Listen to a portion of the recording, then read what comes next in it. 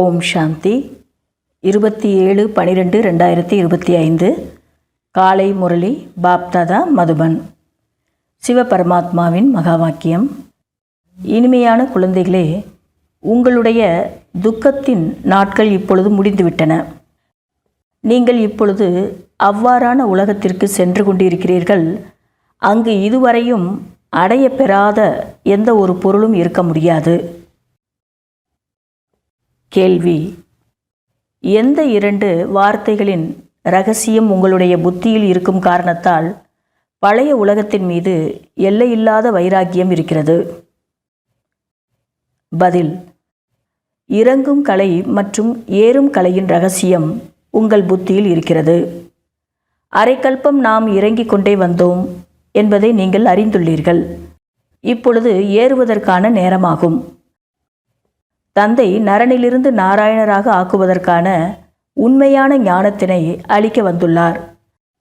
நமக்கு இப்பொழுது கலியுகம் முடிந்துவிட்டது. புது உலகத்திற்கு செல்ல வேண்டும்.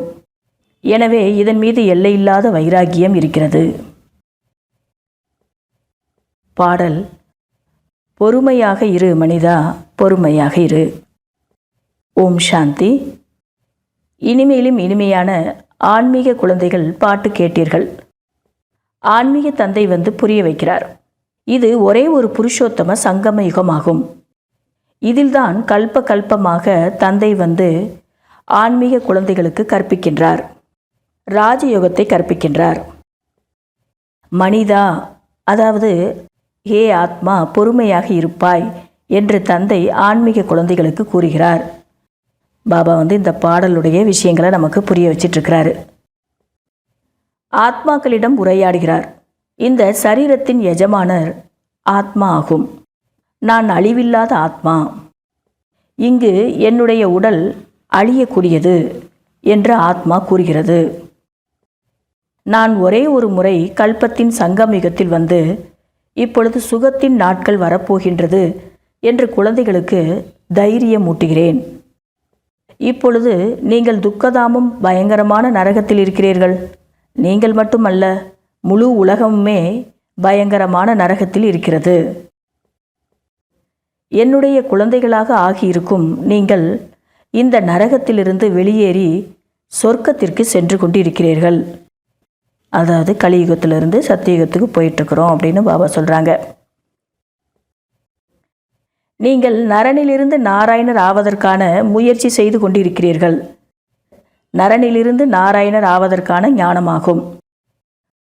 பக்தி மார்க்கத்தில் ஒவ்வொரு பௌர்ணமி அன்றும் கதை கேட்டபடியே வந்துள்ளார்கள். ஆனால் அது இருப்பதோ பக்தி மார்க்கம். அது சத்திய மார்க்கம் என்று கூற முடியாது. ஞான மார்க்கம் சத்திய மார்க்கமாகும். நீங்கள் படியில் இறங்கி இறங்கி இந்த பொய்யான கண்டத்திற்கு வருகிறீர்கள். நாம் சத்தியமான தந்தையிடமிருந்து இந்த ஞானத்தை பெற்று 21 பிறவிகளுக்கு தேவி தேவதைகளாக ஆகிடுவோம் என்பதை நீங்கள் இப்பொழுது அறிந்துள்ளீர்கள். புது உலகத்தில் ஒரு ராஜ்யம், ஒரு மொழி இருந்தது. அதற்கு அத்வைத ராஜ்யம் என்று கூறப்படுகிறது. இப்பொழுது எவ்வளவு பிரிவுகள் உள்ளன! அநேக மொழிகளும் உள்ளன. எப்படி மனிதர்களுடைய தொகை விருட்சம் போல வளர்ந்து கொண்டே போகிறதோ, அதுபோல மொழிகளுடைய விருட்சம் விருத்தி அடைந்து கொண்டே போகிறது. பிறகு ஒரு மொழி உருவாகும். உலக சரித்திரம் பூக்கோளம் மீண்டும் நடைபெறும் என்று பாடல் உள்ளதல்லவா? மனிதர்களின் புத்தியில் பதிவதில்லை. தந்தைதான் துக்கமான பழைய உலகத்தை மாற்றி சுகமான புதிய உலகத்தை ஸ்தாபனை செய்கிறார். பிரஜாபிதா பிரம்மா மூலமாக தேவதா தர்மத்தின் ஸ்தாபனை என்று எழுதப்பட்டுள்ளது. இது ராஜயோகத்தினுடைய படிப்பாகும். இந்த ஞானமோ கீதையில் எழுதப்பட்டுள்ளது. தந்தை நேரடியாக கூறியதை பிறகு மனிதர்கள் பக்தி மார்க்கத்தில் எழுதியுள்ளார்கள். அதன் காரணமாக நீங்கள் இறங்கியபடியே வந்துள்ளீர்கள். பாபா வந்து புது உலகத்தில் ஒரு ராஜ்யம், ஒரு மொழியை உருவாக்கி இருந்தார். அது மீண்டும் இந்த பூமியில் வரப்போகுது. சரித்திர பூக்கோளம் மீண்டும் மீண்டும் அதே போல் மாறி மாறி வந்து கொண்டே இருக்குது. அது மட்டும் இல்லை, இந்த மனிதனுடைய தொகை எப்படி ஒரு மரம் போல் வளர்ந்துருக்கோ அதே போல் மொழிகள் கூட நிறையா இருக்குது. இதுக்கப்புறம் ஒரு மொழி உடைய பாரதமாக ஆகப்போகுது அப்படின்னு பாபா சொல்லிட்டு இருக்காங்க. இந்த பாரதத்தில் உண்மையில் ராவணனும் இருக்கிறார். அவனுக்கு கொடும்பாவி செய்து எரிக்கிறார்கள். பொதுவாக எதிரிகளுக்கு மிக குறுகிய காலத்திற்கு கொடும்பாவி செய்து எரிப்பார்கள். இந்த ஒரு ராவணனுடைய கொடும்பாவியோ ஒவ்வொரு வருடமும் எரித்தபடியே வந்துள்ளார்கள். தந்தை கூறுகிறார், நீங்கள் தங்க யுக புத்தியிலிருந்து இரும்பு யுக புத்தியாக ஆகியுள்ளீர்கள். நீங்கள் எவ்வளவு சுகம் உடையவர்களாக இருந்தீர்கள். தந்தை வருவதோ சுகதாமத்தை ஸ்தாபனை செய்வதற்காக. பிறகு பக்தி மார்க்கம் பின்னால் ஆரம்பமாகும். துக்கம் உடையவர்களாக பிறகு ஆகிறார்கள். பிறகு சுகமளிக்கும் வள்ளலை நினைவு செய்கிறார்கள். அது கூட பெயரளவில்தான், ஏனென்றால் அவரை அறியாமல் உள்ளார்கள். இந்த பாரதம் எப்போ கீழான நிலையில் வருதோ, அதாவது சுகதாமமானது எப்போ துக்கதாமமாக வருதோ அப்போ சுகமாக இருக்கணும்னு நினச்சிக்கிட்டு சுகவள்ளலை நினைவு செய்கிறாங்க. அப்படி நினைக்கிறது கூட தெரியாமல் நினைக்கிறாங்க அப்படின்னு பாபா சொல்லிட்டுருக்காங்க. இச்சமயம் அனைத்து மனிதர்களும் அசுர குணங்கள் உடையவர்களாக இருக்கிறார்கள். சத்தியுகத்திலோ ராவணனோ இருப்பதில்லை. இதையும் மனிதர்கள் புரிந்து கொள்ள முடியாமல் இருக்கிறார்கள். தங்க யுகத்திலிருந்து இறங்கி இறங்கி தமோ பிரதான புத்தி உடையவர்களாக ஆகிவிட்டார்கள். இப்பொழுது மீண்டும் சதோ பிரதானமாக ஆக வேண்டும். அதற்குண்டான ஒரே ஒரு மருந்து இப்பொழுது கிடைக்கிறது. தன்னை ஆத்மா என்று உணர்ந்து தந்தையை நினைவு செய்தீர்கள் என்றால் பல பிறவிகளுக்கான பாவங்கள் சாம்பலாகிவிடும் என்று பாபா கூறுகிறார். நீங்கள் அமர்ந்திருப்பதோ பாவங்களை பஸ்மமாக ஆக்குவதற்காக. எனவே மேற்கொண்டு இனி பாவம் செய்யக்கூடாது. இல்லையென்றால் 100 மடங்கு ஆகிவிடும். விகாரத்தில் சென்றீர்கள் என்றாலும் 100 மடங்கு தண்டனை ஏற்பட்டுவிடும். பிறகு அவர்களால் ஏறுவதற்கு கடினமாக இருக்கும். இறங்கி வந்துட்டாங்க, விகாரத்தில் போயிட்டு இறங்கிட்டாங்க அப்படின்னா திரும்ப அந்த பழைய நிலைக்கு வர்றதுக்கு அவங்களுக்கு கஷ்டமாக இருக்கும் அப்படின்னு பாபா சொல்கிறாங்க. 5 அடுக்கு மாடியிலிருந்து விழுந்தார்கள் என்றால் எலும்புகள் முற்றிலுமே நொறுங்கி போய்விடும். ஒருவேளை இறந்து கூட போகலாம். மேலிருந்து விழுவதால் ஒரேடியாக சுக்குநூறாக ஆகிவிடுவார்கள். தந்தையிடம் கொடுத்த வாக்குறுதியை மீறி முகத்தை கருப்பாக ஆக்கிக் கொள்கிறார்கள் என்றால் அசுர உலகத்திற்கு தான் சென்று விடுவார்கள். அதாவது இங்கிருந்து இறந்து விட்டால் அவரை பிராமணர்கள் என்றும் கூட கூற மாட்டார்கள். சூத்திரன் என்றே அழைக்கப்படுவார்கள். தந்தை எவ்வளவு சுலபமாக புரிய வைக்கிறார். முதலிலேயே இந்த போதை இருக்க வேண்டும். ஒருவேளை கிருஷ்ண பகவானின் மகா வாக்கியம் என்று இருந்திருந்தாலும் கூட அவரும் அவசியம் படிப்பித்து தனக்கு சமமாக ஆக்குவார் அல்லவா? ஆனால் கிருஷ்ணரோ பகவானாக முடியாது. அவரோ மறுபிறவியில் வருகிறார். நான் மறுபிறப்பு அற்றவன் ஆவேன் என்றே தந்தை கூறுகிறார். ராதா கிருஷ்ணர், லக்ஷ்மி நாராயணர் அல்லது விஷ்ணு ஒரே ஒரு விஷயமாகும். விஷ்ணுவின் 2 ரூபம் லக்ஷ்மி நாராயணர் மற்றும் லக்ஷ்மி நாராயணனுடைய குழந்தை பருவமோ ராதா கிருஷ்ணர் ஆகும். பிரம்மாவின் ரகசியம் கூட இது போல புரிய வைக்கப்பட்டுள்ளது. பிரம்மா சரஸ்வதி தான் லக்ஷ்மி நாராயணர் ஆவார்கள். பாபா இந்த முழு கல்பத்தினுடைய விஷயங்களையும் நமக்கு சுலபமாக இங்கே புரிய வச்சிட்டாரு. உலகத்தில் கிருஷ்ணர் வேற, ராதா கிருஷ்ணர் வேற, லக்ஷ்மி நாராயணர் வேற நினச்சிட்டு பூஜை பண்ணிக்கிட்டு இருக்கிறாங்க. ஆனால் இங்கே எல்லா விஷயமும் ஒன்று தான் அப்படின்னு பாபா சொல்கிறாங்க. விஷ்ணுனாலே லக்ஷ்மி நாராயணனுடைய கம்பைன்டு சொரூபம். அவங்க குழந்தை பருவத்தில் ராதா கிருஷ்ணராக இருந்தாங்க. அந்த லக்ஷ்மி நாராயணர் கூட பிரம்மா சரஸ்வதி தான் நாளைக்கு அவ்வாறு ஆக போகிறாங்கங்கிற விஷயத்த தெளிவாக சுலபமாக இங்கே பாபா புரிய வச்சுட்டாங்க. துறவர மார்க்கத்தினர் இந்த ஞானத்தை கொடுக்க முடியாது. இப்பொழுது இறைவன் வந்துள்ளார். நீங்கள் இப்பொழுது அவருடைய குழந்தைகள், ஈஸ்வரிய சம்பிரதாயத்தினராக ஆகியுள்ளீர்கள். இறைவன் உங்களுக்கு கற்பிக்க வந்துள்ளார். உங்களுக்கு ராஜயோகம் கற்பித்து கொண்டிருக்கிறார். அவரோ நிராகாரமானவர் ஆவார். பிரம்மா மூலமாக உங்களை தன்னுடையவராக ஆக்கியுள்ளார். பாபா பாபா என்று நீங்கள் அவருக்குத்தான் கூறுகிறீர்கள். சிவபாபாவுக்கு தான் சொல்கிறோம் பாபா பாபான்னு.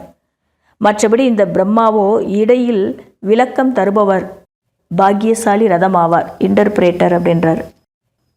இவர் மூலமாக பாபா உங்களுக்கு கற்பிக்கிறார். இப்பொழுது நீங்கள் புருஷோத்தம சங்கமயுகத்தில் உள்ளீர்கள். தூய்மையானவர்களாக ஆகிக்கொண்டே இருக்கிறீர்கள். சன்னியாசிகள் வீடு வாசலை விட்டுவிட்டு செல்கிறார்கள். இங்கு தந்தையோ கூறுகிறார், கணவன் மனைவி இல்லறத்தில் இருக்கலாம். பெண் என்பவர் பாம்பை போல, அதனால் நாம் பிரிந்து போய்விட்டோம் என்றால் விடுபட்டு விடுவோம் என்று நினைக்காதீர்கள். நீங்கள் எங்கும் ஓட வேண்டியது இல்லை. அவ்வாறு ஓடுபவர்களுடையது எல்லைக்குட்பட்ட சந்நியாசம். வீட்டை விட்டு வெளியில் போகிறது அது எல்லைக்குட்பட்ட சந்நியாசம். நீங்கள் எங்கேயும் போக வேண்டாம் அப்படின்னு தந்தை நமக்கு சொல்லிட்டு இருக்காங்க. நீங்கள் இங்கு அமர்ந்துள்ளீர்கள், ஆனால் உங்களுக்கு இந்த விகார உலகத்தின் மீது வைராகியம் உள்ளது. இந்த எல்லா விஷயங்களையும் நல்ல முறையில் தாரணை செய்ய வேண்டும், குறித்தும் கொள்ள வேண்டும். மேலும் கட்டுப்பாடு கூட மேற்கொள்ள வேண்டும். தெய்வீக குணங்களையும் தாரணை செய்ய வேண்டும். இங்கே உள்ள நியமங்களையும் கடைபிடிக்கணும், தெய்வீக குணங்களையும் தாரணை பண்ணணும் அப்படின்னு பாபா சொல்லிட்டு இருக்காங்க. இப்பொழுது குழந்தைகளாகிய நீங்கள் இந்த பழைய உலகத்திலிருந்து புது உலகத்திற்கு செல்ல வேண்டும். அமரலோகத்திற்கு செல்வதற்காக நீங்கள் அனைவரும் முயற்சி செய்கிறீர்கள். மரண உலகத்திலிருந்து டிரான்ஸ்ஃபர் ஆகிறீர்கள். தேவதை ஆக வேண்டுமென்றால் அதற்காக இப்பொழுது முயற்சியும் செய்ய வேண்டியுள்ளது. சகோதர சகோதரி என்று உணர்ந்தால் விகாரத்தில் செல்ல மாட்டார்கள். எச்சரிக்கையுடன் இருங்கள் என்று பாபாவும் கூறுகிறார். தெய்வீக குணங்களை தாரணை செய்வதில் நேரம் பிடிக்கிறது. தூய்மை ஆவதற்கான ஒரே ஒரு வாக்குறுதி ஆகும். தேவதைகள் மற்றும் பரமாத்மாவினுடைய மகிமை தனித்தனியாகும் என்பதும் இங்கு புரிய வைக்கப்பட்டுள்ளது. பதித்த பாவனர், லிபரேட்டர், கைடு ஒரே ஒரு தந்தையே ஆவார். எல்லா துக்கங்களிலிருந்தும் விடுவித்து தன்னுடைய சாந்தி தாமத்திற்கு அழைத்து செல்கிறார். சாந்தி தாமம், சுகதாமம் மற்றும் துக்கதாமம் இதுவும் சக்கரம் போன்று சுற்றி கொண்டே இருக்கிறது. இப்பொழுது துக்கதாமத்தை மறந்துவிட வேண்டும். யார் வரிசை கிரமமாக தேர்ச்சி அடைகிறார்களோ அவர்களை சாந்தி தாமத்திலிருந்து சுகதாமத்திற்கு வருவார்கள். குழந்தைகளுக்கு தினமும் புரிய வைக்கப்படுகிறது. பள்ளிக்கூடத்தில் தினமும் படிக்கவில்லை, முரளி கேட்கவில்லை என்றால் ஆப்சண்ட் ஆகிவிடுவீர்கள். படிப்பினுடைய லிஃப்ட்டும் அவசியம் தேவை. படிப்பும் தேவைதான், முன்னேற்றம் அடைவதற்கு முரளியும் கேட்கணும் அப்படின்னு சொல்லிட்டு இருக்காங்க பாபா. காட்லி யூனிவர்சிட்டியில் ஆப்சண்ட் ஆகலாமா என்ன? படிப்பு எவ்வளவு உயர்ந்தது! இதன் மூலம் நீங்கள் சுகதாமத்திற்கு அதிபதி ஆகிவிடுகிறீர்கள். அங்கோ தானியங்கள் எல்லாமே இலவசமாகவே கிடைக்கும். சத்தியுகத்தில் சொல்லிட்டு இருக்கிறாரு. பைசா கொடுக்க வேண்டி இருக்காது.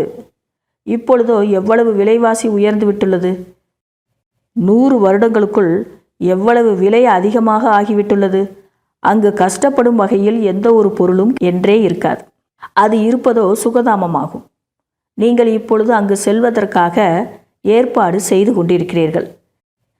நீங்கள் ஏழை நிலையிலிருந்து இளவரசன் ஆகிறீர்கள். பணக்காரர்கள் தங்களை ஏழை என்று நினைப்பதில்லை. சத்தியுகத்தில் எல்லாருமே சமமாக தான் இருப்பாங்க. அதை பாபா சொல்லிகிட்ருக்காங்க. நல்லது. இனிமேலும் இனிமையான, காணாமல் போய் வெகுகாலம் கழித்து கண்டெடுக்கப்பட்ட செல்ல ஆன்மீக குழந்தைகளுக்கு தாயும் தந்தையும் ஆகிய பாப்தாதாவின் அன்பு நினைவுகள் மற்றும் காலை வணக்கம். ஆன்மீக குழந்தைகளுக்கு ஆன்மீக தந்தையின் நமஸ்காரம். கடைபிடிக்க வேண்டிய முக்கியமான சாராம்சம். தந்தையிடம் முழுமையாக தூய்மை ஆகுவதற்கான வாக்குறுதி எடுத்துள்ளீர்கள். அந்த வாக்குறுதியை விட்டுவிடக்கூடாது. மிக மிக பத்தியத்துடனும் இருக்க வேண்டும். எனக்குள் எந்த ஒரு அவகுணம் இல்லையா என்று தங்களது சார்ட் வைக்க வேண்டும். 2வது பாயிண்ட், காட்லி யூனிவர்சிட்டியில் ஒரு பொழுதும் ஆப்சண்ட் ஆகக்கூடாது.